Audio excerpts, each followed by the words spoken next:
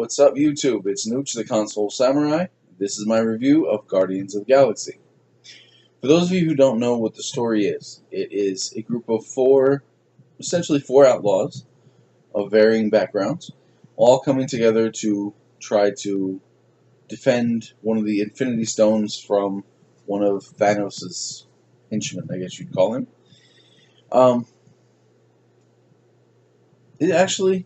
While it was not while it wasn't Marvel's best movie, I think it might actually be Marvel's funniest.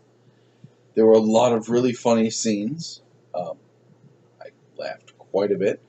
There were some really good lines, many of which I can't really tell you because they would be spoilers, and I don't want to spoil the movie for you. But it is a very funny movie. It's definitely Marvel's funniest. I like the way that they're tying in all the stories.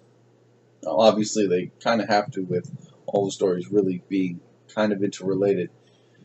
You don't really need to have seen any of the other ones. You don't need to have seen any of the Thors or the Iron Man movies or Avengers or Captain America or any of that. You don't need to see that because this really doesn't touch too much on them other than it involves Infinity Stones, which they were involved in a couple of the other movies. So this is a fine place if you've never seen any of the Marvel movies, and this would be for some reason your first one. If you've been living under a rock all this time, this one's fine to get into the movies.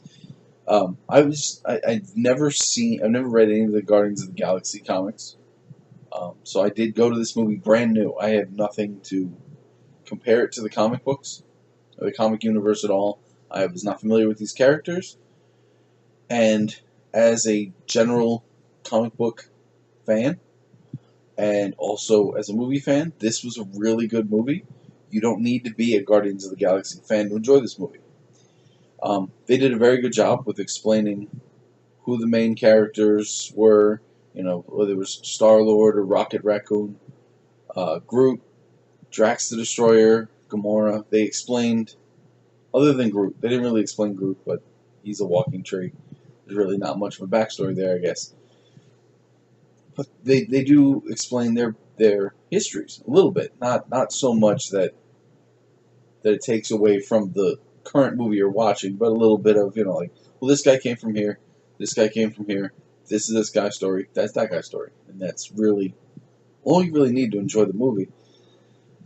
So they did perfect balance of a little bit of backstory, but not so much that it detracts from what you're actually watching.